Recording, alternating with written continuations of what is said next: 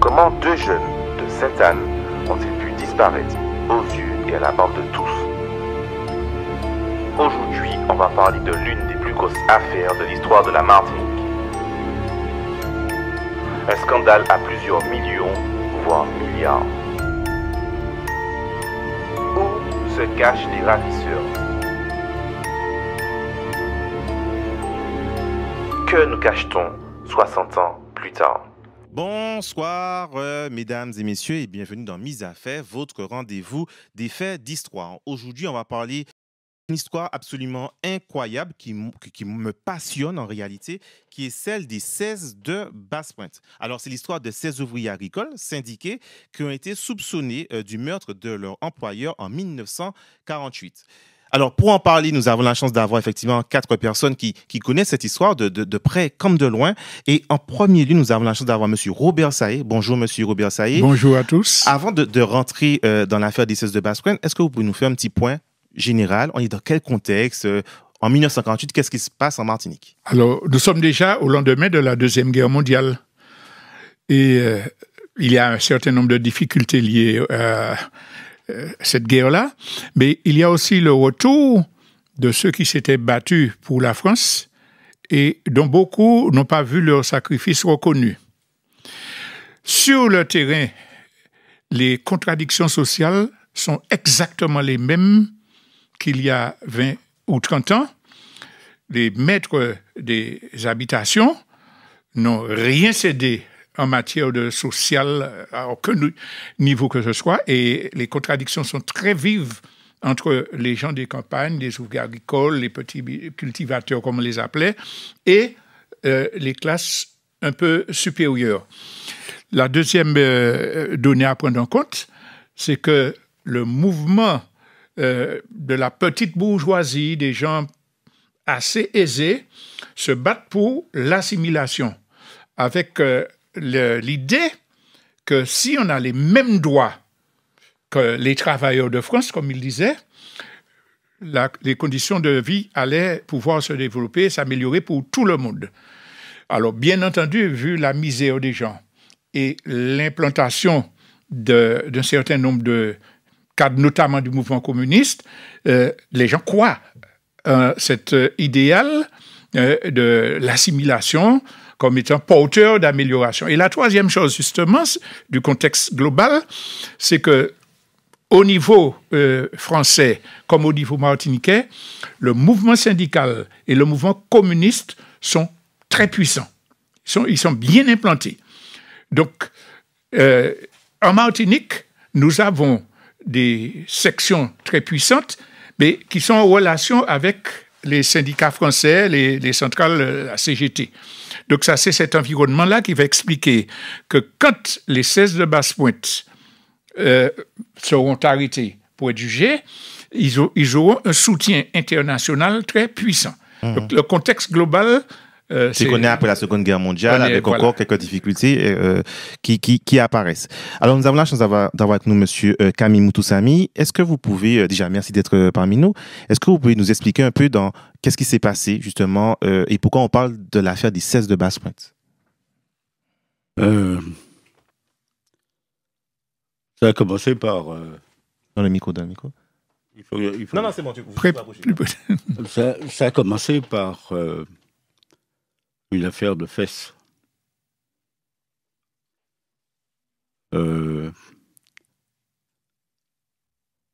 J'ai eu quatre oncles qui ont été impliqués dans cette affaire. 4 frères. Le 5e n'est pas resté là, il est parti. Ces 4-là ont participé à l'assassinat du Béquet. Et le 5e est parti, comme ça, sans rien dire à personne, il est rentré chez lui. Alors, qu'est-ce qui s'est passé, en fait? Il y a eu un mouvement de grève, et qu'est-ce qui s'est passé à ce moment-là?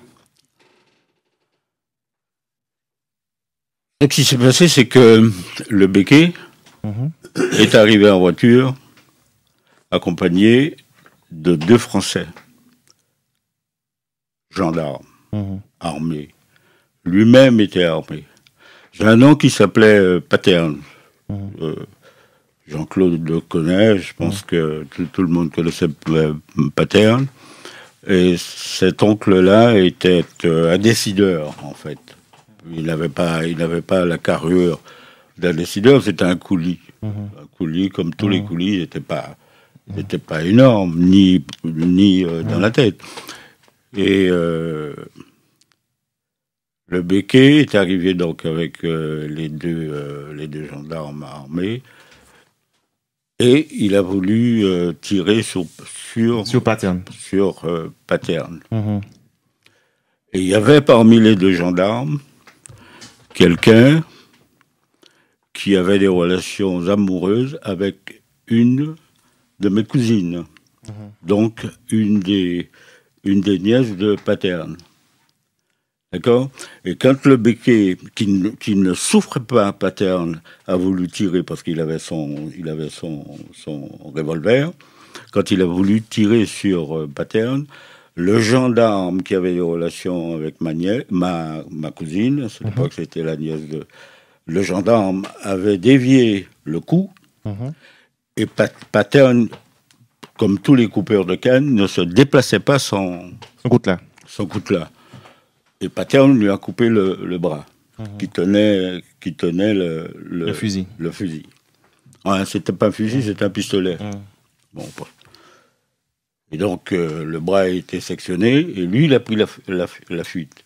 Il est allé dans le champ voisin, s'abriter quoi. Il a couru parce qu'il a un bras qui est resté par terre et il a été poursuivi par 5 travailleurs. C'était des coupeurs de canne, avec Paterne, etc. Ils sont entrés il est allé dans le champ de canne, pour se protéger, soi-disant. Les 5 sont entrés dans le champ de canne, ils l'ont assassiné. Ils l'ont assassiné d'une trentaine de coups de couteau dans le champ de canne. Dans le champ de canne, alors, on donne le nombre de coups de coutelas, hein, c'est pas de couteau. De coutelas, ouais. Le nombre de coups de coutelas, bon, c'est a priori quand même, hein, parce que parmi les 5 qui sont allés dans le champ de canne pour l'assassiner, il y en a un qui est rentré chez lui.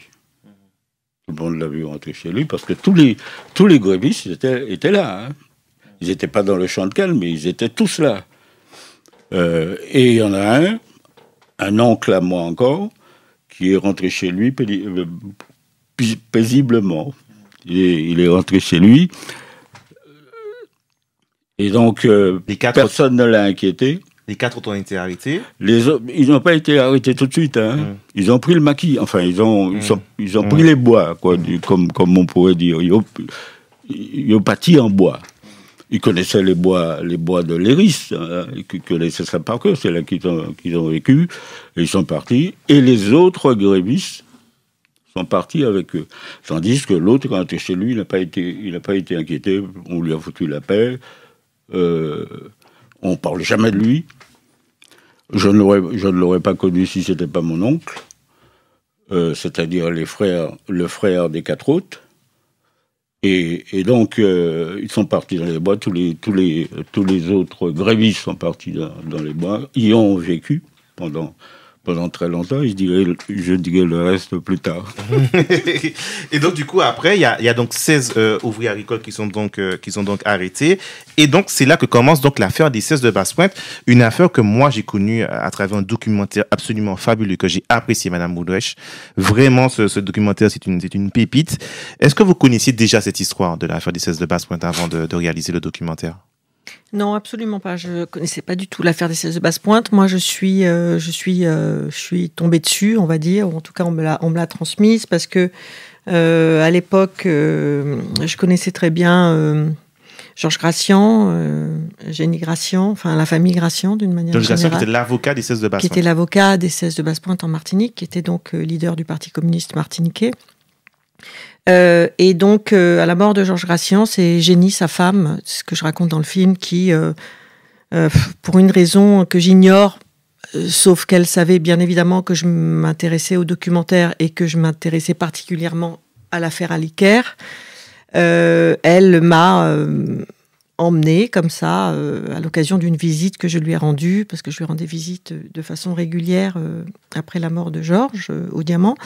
Elle m'a emmené des cartons d'archives. Voilà. Et en me donnant ces cartons, elle m'a dit, voilà, je sais que ça pourra t'intéresser parce que comme tu t'intéresses, comme j'avais beaucoup discuté de l'affaire Aliker, voilà, elle m'a confié ces cartons. C'est vraiment un geste, voilà, de générosité. Alors je pense que dans ce geste, Génie avait malgré tout une certaine envie qu'on rende hommage à son mari, à Georges Gracian, qui est toujours plus ou moins dans l'ombre de Aimé Césaire. Voilà, je pense qu'à travers cette affaire, voilà, c'était son affaire, et je pense que elle avait cette envie, ce désir très très humble, hein, très discret, mais je crois qu'il y avait de ça, voilà, rendre hommage, voilà, à son mari, voilà, qui est un très grand avocat, un très grand homme, un grand politique, et surtout un monsieur extrêmement, assez extraordinaire. Hein. Bon, voilà. Alors là où le film il est fabuleux, c'est que vous avez réussi à avoir effectivement beaucoup de témoins de l'époque, des deux parties, et notamment de ce Béki aussi qui témoigne. C'est vraiment très très intéressant. Est-ce que c'était difficile pour vous d'avoir des témoins justement pour une telle affaire? C'est tout le problème. C'est en quelle année d'ailleurs ce documentaire? J'ai fait en 2000.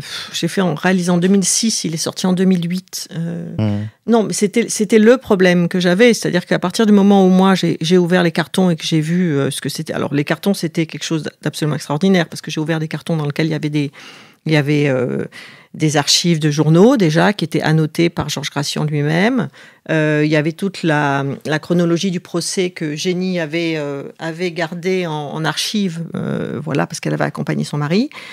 Donc le procès à Bordeaux, et puis il y avait surtout les procès-verbaux des interrogatoires des gens qui avaient été accusés et qui avaient été faits par Georges. Tout était manuscrit. Voilà. Donc, la réalité, c'est que Georges Gracian n'était plus présent et que des 16 de Basse-Pointe, il ne restait que deux. En tout cas, des 16, deux personnes. Il y avait René Poloma et Paterne Moutoussamy. C'était les deux seuls survivants, je vais dire, de témoins directs, enfin acteurs directs de cette affaire. Histoire. Donc je me retrouve sans témoin. Enfin, moi j'estime à ce moment-là que je me retrouve sans témoin, ce qui m'engage, et non pas par désir d'être à l'image, mais par nécessité de me retrouver la narratrice impliquée à l'image de cette histoire, et de montrer aussi la méthodologie, en fait le parcours que je suis obligée de faire pour aller chercher des témoignages qui sont des témoignages sur lesquels je peux m'appuyer. Donc j'étais allée, d'ailleurs, comme on avait rencontré Paterne Moutoussamy avec Camille et René Poloma, on est allés ensemble. D'ailleurs, c'est à l'image, c'est l'image qui ouvre le film, d'aller rencontrer Paterne, qui, à cette époque-là, à l'époque du film, était déjà, avait déjà un peu, était déjà âgé, avait déjà la tête un peu qui partait. Les quelques mots qu'on arrive à obtenir de lui, d'ailleurs que Camille Moutoussamy obtient de lui sur la base d'une photo, qui est la photo des 16 de Basse-Pointe à la sortie du fort du Ha, évoque quelques souvenirs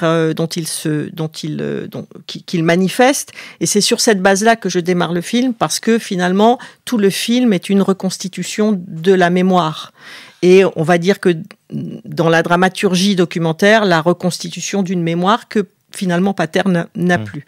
Et mon seul témoin principal finalement, c'est René Poloma. Voilà. Donc à partir de là, ça démarre. Et les difficultés, c'est que évidemment il y a peu de témoins, il n'y a que René Poloma. J'essaye d'obtenir quand même des informations de Popo Bastel, qui habite encore, de Léo Bastel, qui est le fils de Popo Bastel, qui habite à quelques mètres de la maison de Poloma, ce qui est toujours assez cocasse par rapport à ce qu'on sait de l'histoire. Et puis j'ai surtout Thorel Crétinoir, qui n'est pas un témoin direct, évidemment, qui n'était pas parmi les 16 de Basse-Pointe, voilà. Mais j'ai quand même Torel Crétinoir qui me permet, en effet, d'enrichir les témoignages et qui est un témoin extrêmement intéressant, voire essentiel et dramatiquement très, très important, très intéressant. Alors, nous avons la chance, effectivement, d'avoir aussi avec nous Jean-Claude Duverger. Est-ce que M. Duverger, c'est une histoire que vous aviez déjà entendue à l'époque? Oui, parce que j'habite là-bas où sont arrivés tous ceux-là. De toutes les façons, je salue. Même Monsieur Poloma, je crois que c'est le dernier qui est mort. Il est à Basse-Pointe. Je dis qu'il avait laissé, tous ils habitaient Trenel-Citron. Je pense que c'est l'un de ceux qui n'étaient pas indiens, d'ailleurs, M. Poloma. Mais il faisait partie. Ce que je sais, c'est ce qu'ils ont raconté dans le quartier. De temps en temps, on en parlait. Et la fierté de ceux qui parlaient de cela, c'était que jamais ils avaient dénoncé qu'il y avait... Voilà. C'est la ça. force de cette affaire, ouais. que jamais ils avaient dénoncé. Sauf qu'un jour, il y a quelqu'un qui dit « Ce n'est pas ces 16-là. C'est ça, il prend, il pardon. » Donc, si on dit ça, c'est comme ça. C'est tout ce qu'on a pu savoir, mais jamais il n'y a rien eu. Mais ils habitaient tout ça. Comme Césaire. Césaire, moi, je me rappelle le jour où il a dit à ma maman, oui, pour un bout de terrain. À un moment, on nous a donné des terrains. Trenel n'était pas viabilisé. Il n'y avait pas d'électricité, il n'y avait pas d'eau, et tous on se retrouvait là. Mais ce qu'on appelait les coulis, les Indiens, étaient d'abord ce qu'on appelait au bureau. Mais c'est vieux chemin. Vieux chemin, c'est au Terre-Saint-Ville, un peu derrière Bataclan, derrière le Colisée. C'est toute cette partie-là. Mais comme la rivière n'était pas, à cette époque, travaillée comme maintenant, chaque fois qu'il y avait de la pluie, l'eau montait et les affaires de ces gens-là se retrouvaient à la commission. Ça veut dire qu'à un moment, on les a fait tous monter. Oui, je connais Patène, je connais tes oncles, Patène, Raoul, Polter, je les connais tous. Même celui que tu dis qui n'était pas là, qui est parti, peut-être qu'il était trop petit, mais c'est lui maintenant le plus grand des Indiens qui reste, qui est aussi du quartier et qui nous a parlé de ça, qui nous a même des fois parlé pourquoi il y a la fête de la lumière, pourquoi il faisait. Et je me vois que dans cette histoire, comme si ça allait venir. Parce que ce qu'il disait, c'est qu'il y avait de la misère. Dans la canne, il y avait des serpents. Et on les obligeait à travailler avec les serpents. Et il semble que la revendication, c'est qu'ils demandaient qu'il y ait même une chapelle pour qu'ils puissent prier. C'est ce qu'il nous racontait. Et c'est tout ce qu'ils réclamaient à l'époque, pour se battre contre cela. Et il n'y avait pas cette chapelle, c'était difficile. Mais chaque jour, on en parlait, ils étaient presque tous du quartier. Oui, parce qu'effectivement, après, ils sont allés à Trenel, on va en parler dans quelques instants. Mais pour revenir donc sur l'affaire des 16 de Basse-Pointe, donc effectivement, il y a l'assassinat qui est commis. 16 ouvriers agricoles syndiqués sont donc envoyés à Bordeaux pour être jugés. Et là, on arrive donc sur le port, on arrive à Bordeaux. Robert Sailly, vous disiez effectivement que là, il y a un mouvement de grève générale. Est-ce qu'on peut... Je sais qu'avant, à l'époque, les syndicats, c'était quelque chose, hein? En Martinique, oui, commençait à s'organiser. Mais quand ils arrivent à Bordeaux, les dockers refusent de décharger le bateau prison, comme ils disent. Non, nous pas faire ça. Et il y a une très grande solidarité qui se manifeste dans le monde ouvrier. Alors, c'est quand même intéressant de le rappeler pour les gens qui remettent en cause l'internationalisme prolétarien, la solidarité assez blanc, etc. Le soutien des dockers a été très important, mais ils n'étaient pas seuls à soutenir... Dès le Havre. Dès leur arrivée, quand le bateau accoste, il y a cette affaire-là. Et je crois que cette dimension internationaliste-là est fondamentale. Mais pour rebondir également sur la solidarité des 16, parce qu'à aucun moment, l'un n'a dénoncé l'autre. Il y a eu vraiment... Alors, il se dit que parmi eux, il y avait 4 ou 5 qui avaient participé. Mais à aucun moment, on a pu casser cette solidarité-là, et ça nous fait démentir le proverbe « nec pas solidaire, nec contre nec », parce que quand même, c'est quelque chose d'extraordinaire qu'ils aient pu résister à toutes les sollicitations, les propagandes. Et l'autre aspect qui est intéressant, c'est que au niveau du procès qui a eu lieu, et ça a permis de montrer le caractère colonial de la situation martiniquaise. Parce que tout le monde a vu que c'est un procès truqué. Quand on donne un témoignage écrit de quelqu'un qui est analphabète, et puis c'est évident que le procès est truqué. Il y a plein d'incidents comme ça. Alors, il y en a un, il était prouvé qu'il n'était pas là et tout. Et ça a décrédibilisé le pouvoir français. Et on se rappelle qu'on est à une période où on a l'assimilation triomphale. On nous a dit que nous sommes devenus français, que les mêmes droits. Et ça montre qu'effectivement, c'est une caricature, puisque tous les rapports coloniaux, on a parlé de cela pour les grèves qui ont suivi, qui ont toutes été réprimées. On voit là la collusion entre les forces armées, les gendarmes, l'État et les béquets, pour pouvoir empêcher les revendications des travailleurs. Donc, solidarité des dockers, solidarité des poursuivis, et en même temps, illustration de la situation coloniale. Donc oui, effectivement, et vous avez parlé de solidarité, parce que la petite histoire, c'est qu'effectivement, après avoir été envoyé au Havre et à Bordeaux pour être jugé, pendant les 3 ans d'incarcération et leur procès, ils n'ont jamais dit, M. Moutoussamy, qui étaient les auteurs des coups mortels envers le propriétaire d'habitation. Même Même les juges de la Martinique ont eu des problèmes. Ils ont interrogé beaucoup, mais ils n'ont pas su. C'est un peu ce que notre ami disait. Les gens n'ouvrent pas la bouche pour dire c'est lui qui est parti, il s'appelle quoi, et ils habitent à tel endroit, etc. Les gens, enfin, les 16 n'ont jamais. Ils le savaient, comme tu as dit, ils le savaient. Bon, toi tu le savais également, et donc ça s'est passé à la Martinique. Et c'était difficile de faire ce procès à la Martinique parce que on ne savait pas exactement à qui avait porté le coup mortel. Parce qu'il y a eu un coup mortel, même s'il y a 40 coups, mais il y a eu un coup mortel. Bon, c'est truc la légende peut-être de la justice, je ne sais. Qui a porté le coup mortel? Il y a un des 5 qui est rentré chez lui, on ne sait pas qui, parce que personne n'a dit qui, on ne sait pas qui, et c'est peut-être lui qui a porté le coup mortel. Alors, donc, on ne peut pas prendre une décision ici, la justice ne peut pas prendre cette décision, on a transféré ça à Bordeaux. Et à Bordeaux, c'était exactement la même chose. Les juges ne pouvaient pas définir qui a tué le béquet. Il a eu des coups, tout le monde a donné des coups de coutelas. Un coup de coutelas, c'est pas rien du tout. Un coutelas, on coupe de la canne avec ça. Et il se déplaçait pas sans ça. Et donc, les juges ont déclaré qu'ils ne savent pas exactement qui a porté le coup mortel, donc ils ne peuvent pas prendre une décision, ils ne peuvent pas les mettre en tôle, etc. Et ils ont été acquittés. Précisément pour ce que tu disais, toi, cette solidarité qu'il y avait entre eux, personne n'a dénoncé personne, et ils ont pris du fer pendant 3 ans. Moi, j'avais 2 ans, je suis né en 46, ça s'est passé en 48. Toute ma famille, pendant des années, moi, j'ai grandi dans cette douleur-là, qui m'a jamais laissé.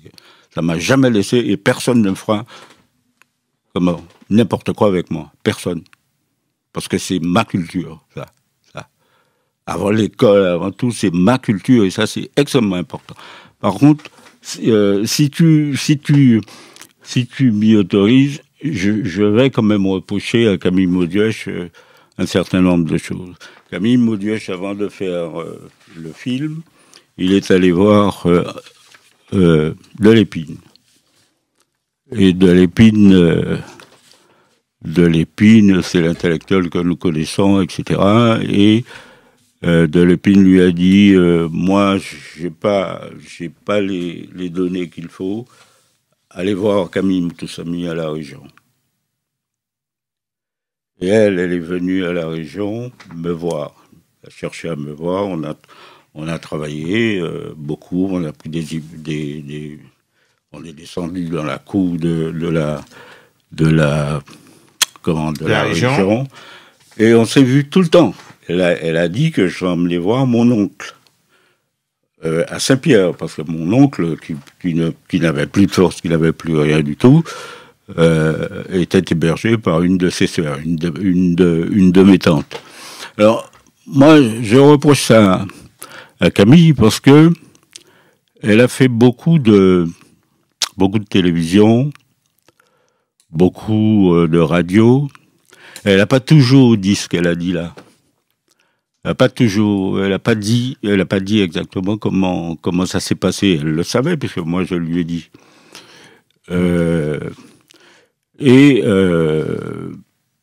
Quand elle fait ses interviews comme ça, elle dit le neveu de Paterne. Le neveu. En parlant de qui? Parlant de moi. C'est moi le premier qui lui ai parlé des 16 de Basse-Pointe. Parce que je suis imprégné des 16 de Basse-Pointe, de l'histoire des 16 de Basse-Pointe. Personne ne m'enlèvera ça. Ah même si on dit simplement c'est le neveu de Paterne. Non, c'est moi qui ai dit tout ce qui est dans le film. C'est moi qui ai dit ça. On va voir ça justement avec Camille Moudet-Châtelain. Attention, tout à l'heure. Attention, elle a coupé des images dans le film. Peut-être parce que j'ai 2 fils qui sont rappeurs, donc c'est pas des gamins. J'ai 2 fils qui sont rappeurs et ils n'ont pas toujours accepté ce qu'elle a fait, ce qu'elle a dit, etc., etc. Voilà. On va voir ça.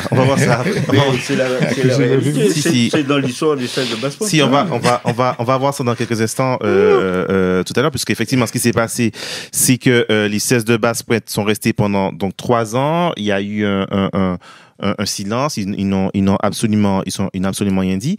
Et de retour donc en Martinique, Monsieur Duverger, aucune habitation ne voulait les embaucher. Ils ont tué un propriétaire d'habitation et ils vont pas l'embaucher. Donc là, Aimé Césaire décide de les embaucher. Alors, c'est quoi l'histoire, justement, par rapport à ça? Je connais pas bien, de toutes les façons. En 1948, à cette date-là, j'avais 4 mois. Donc, je ne peux pas dire exactement ce qui s'est passé. Mais j'ai lu un texte de Césaire. Dans le texte de Césaire, il dit « J'entrais, je frappais le sang gicla » et il dit en même temps « C'est le seul baptême dont je me souvienne ». Ça veut dire que Césaire a une adhésion quand même à cette réalité, comme s'il se demande « Est-ce que ça pouvait ne pas se passer ? Et est-ce que ça pouvait pas être beaucoup plus souvent? Et ces gens-là qui se retrouvaient, mais il a fait ça pour les 16 de Basse-Pointe. Mais il a fait pour les gens, à l'époque de l'exode rural, des gens qui descendaient. Après la grève de 74, il a donné du travail aux gens. Il a donné des terres. Moi, je voudrais simplement dire un jour, je suis allé en Côte d'Ivoire et puis quelqu'un m'interrogeait sur ce que Césaire a fait, pourquoi on voulait qu'il soit ministre des droits de l'homme. J'avais simplement dit ici, manger, c'est des droits de l'homme. Il a donné du travail, habiter, il a donné des terres et tout ça. C'est un truc qu'il faut retenir à cette époque. Moi, je me rappelle, ma mère, on lui a dit, mais pas aller là, sans cabane, c'est pas. Bon, traîner le citron, le quartier résidentiel de la Martinique maintenant, le plus beau quartier du monde, à un moment précis, il fallait y aller. Mais il y avait cette relation entre nous. Mais il y avait aussi les Indiens, les 16 de Basse-Pointe, mais il y avait des gens de toutes les communes de la Martinique et ça nous a donné, pas une sous-culture, mais une culture un peu propre.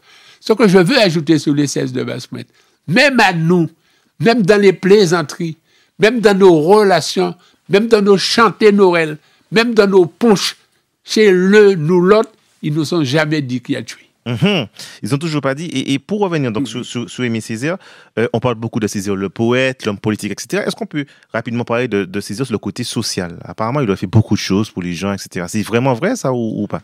Mais je peux dire 2 mots là-dessus. Oui, rapidement, M. Paterne. Oui.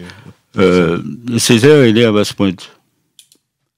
Ah, donc c'est peut-être pour ça qu'il a... Il est né à Emma. C'est une habitation. Mon père est né en 1910 et lui, c'est en 1913. Et comme sur l'habitation, quand on est plus petit, bon, tu prends des coups. Surtout ses parents étaient un peu plus riches que les autres parents. Il avait un goûter, ce que les autres n'avaient pas, etc. Et mon père le défendait.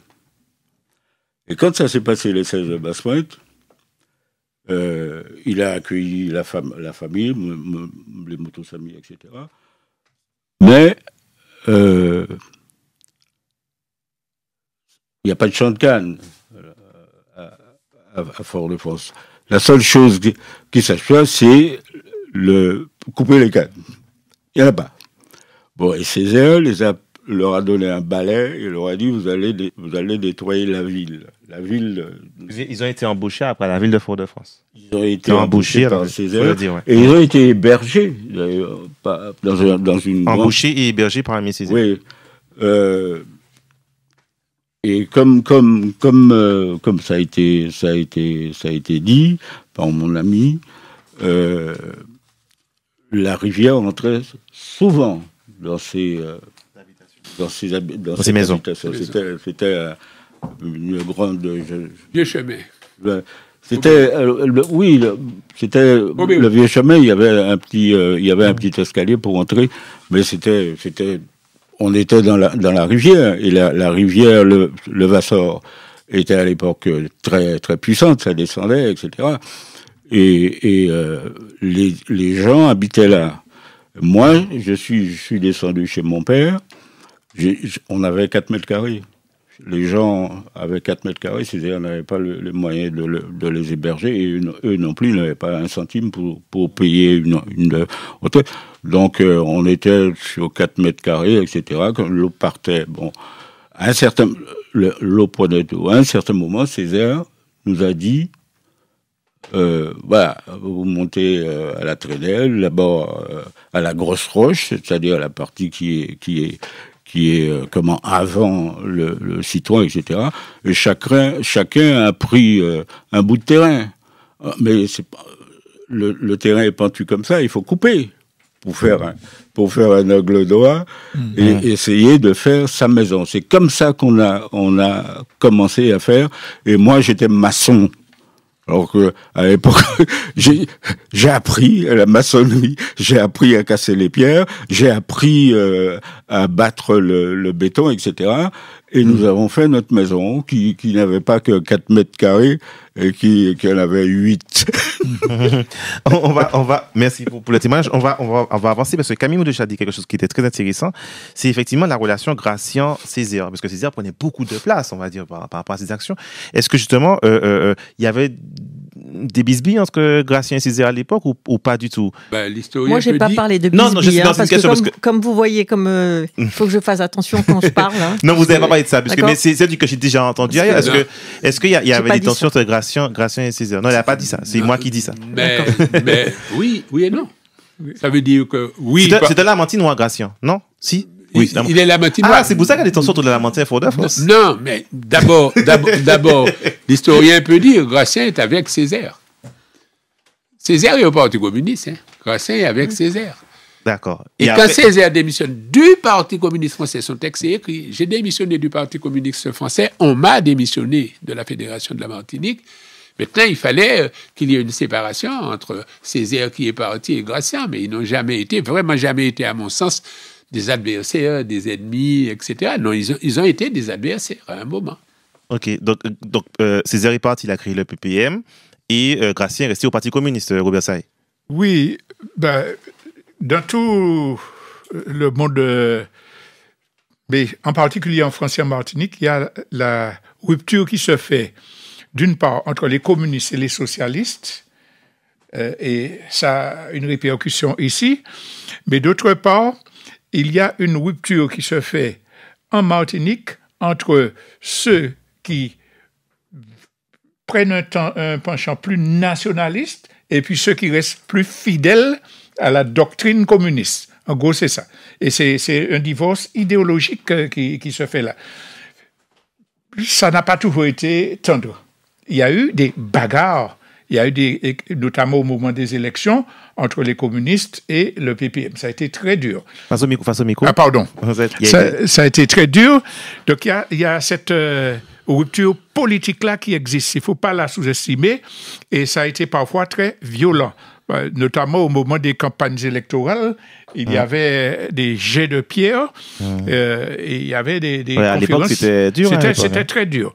Donc, mais si on veut, ce n'est pas la contradiction principale qui a secoué Fort-de-France, parce qu'il y avait quand même une cohésion entre les couches populaires de toutes les communes qui venaient et qui étaient reconnaissantes à Césaire, pas même au PPM, à Césaire, de les avoir accueillis, donné des bouts et ça venait transcender le combat politique entre PPM et PCM.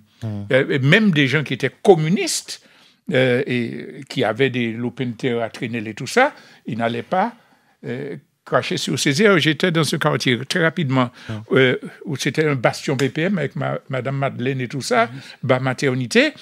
Eh bien, les gens qui étaient là, ils arrivaient à s'entendre contre la droite, mais entre PPM et PC, c'était chaud. Je ne veux pas dire plus.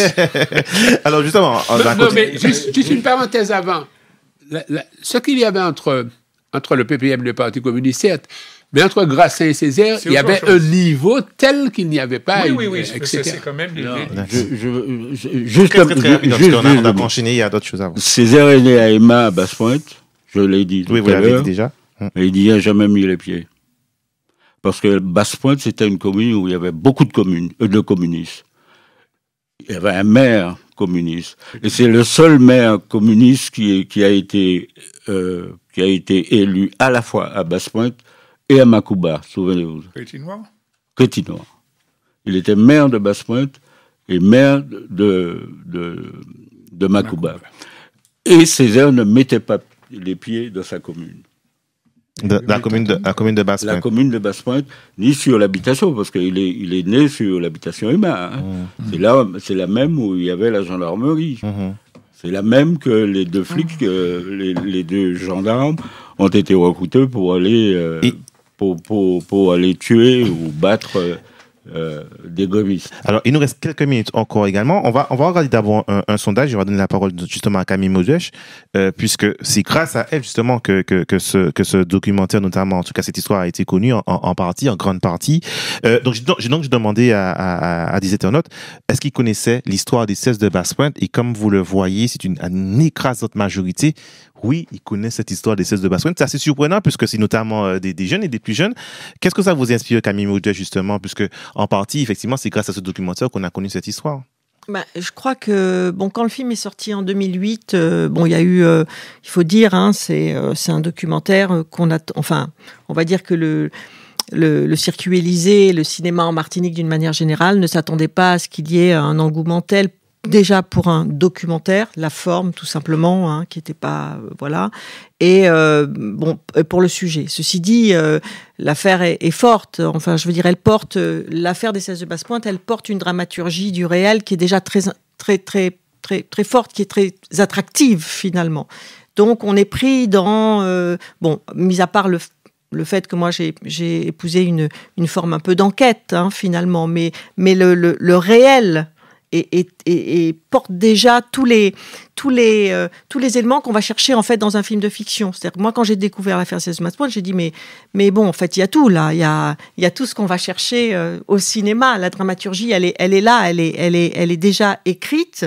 Il y a un meurtre, des assassins potentiels, une évasion, un procès, voilà. Donc il y a tout ce qu'il faut pour construire un film, en fait, dans sa structure dramatique. Et puis, dernièrement, il faut dire que le pôle Outre-mer, et Martinique la première, s'est enfin décidé à passer ce film sur ses antennes à plusieurs reprises. Et je pense que forcément, évidemment, la télévision, tout simplement, a une portée beaucoup plus importante que le cinéma. C'est ce que j'allais vous demander. Où on peut retrouver ce film? Il est en DVD. Il est en DVD. Il est en DVD, simplement. Il n'est pas sur les VOD, tout ça. Je ne l'ai pas mis sur les VOD. Il est en DVD. Il a toujours été en DVD. Et il est passé un bon moment.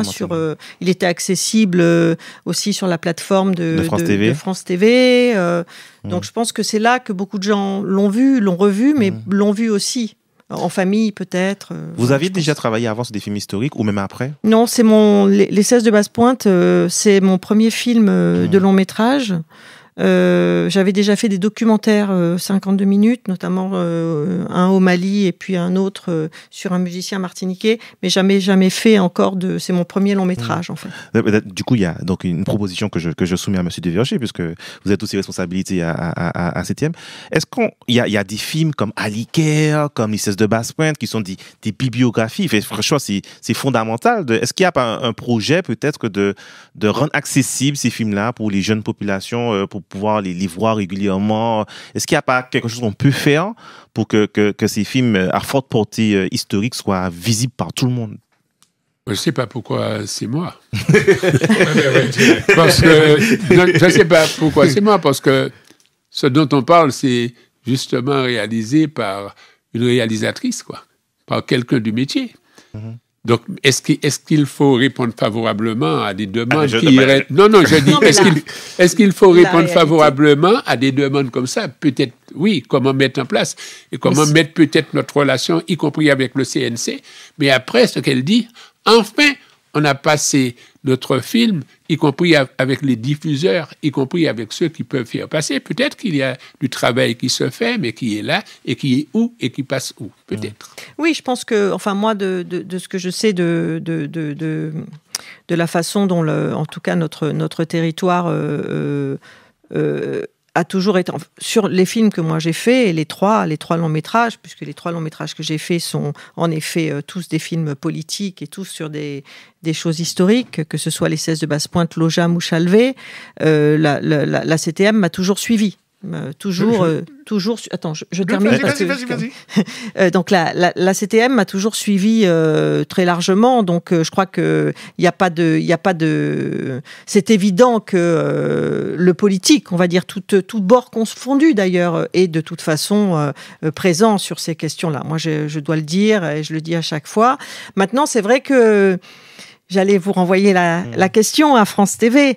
Ça serait bien que France TV soit un peu plus active sur justement l'aide qu'elle peut apporter, notamment en termes de financement et à des films de ce type, parce que ce sont des financements difficiles, compliqués à avoir, et la télévision a une portée que n'a pas le cinéma et n'a pas la salle. Vrai, parce je peux me permettre une suggestion. On arrive à Noël, chaque famille martiniquaise achetez les DVD historiques de Camille Mauduèche pour offrir à vos enfants, supprimez un Game Boy et le peuple martiniquais s'en portera beaucoup mieux. Ça, on peut le faire concrètement et ça, c'est assumer son histoire. Justement, monsieur Saï, est-ce que vous avez le sentiment que vous êtes aussi professeur d'histoire géo? Est-ce que vous avez le sentiment que, bon, après on est dans ce territoire français, vous me dites mais que ces histoires ne sont pas assez apprises à l'école? Je fus professeur, ça fait 12 ans que je suis à la retraite, mais vu mon vieil âge, mais il y a beaucoup d'enseignants qui de plus en plus dépassent les injonctions officielles pour faire ce travail-là. Personnellement, chaque 14 février, je faisais une rencontre dans le collège avec tous les élèves pour raconter avec l'assentiment de mes supérieurs hiérarchiques qui en étaient très contents. Je pense que c'est à nous de prendre nos responsabilités pour faire rentrer cela dans les écoles. Les DVD, j'ai parlé pour les familles. Comment un CDI n'a pas ces 3 DVD-là à disposition des élèves? C'est notre responsabilité. Et on va terminer avec monsieur Moutoussamy. Du coup, est-ce que c'est toujours quelque chose qui, encore dans votre vie d'aujourd'hui, on est en 2024, donc ça fait près de 70 ans qu'il y a eu cette histoire des 16 de Basse-Pointe. On sait que ça vous a marqué toute votre jeunesse et une partie de votre famille. Est-ce que encore aujourd'hui, c'est un sujet qui est douloureux? Est-ce qu'il y a encore des secrets dans l'histoire des 16 de Basse-Pointe qui n'ont pas été évoqués encore? Il y a plusieurs questions. Moi, c'est toute ma vie qui a été affectée. J'avais alors 2 ans, je suis né en 1946. L'événement s'est déroulé en 1948, donc j'avais que 2 ans.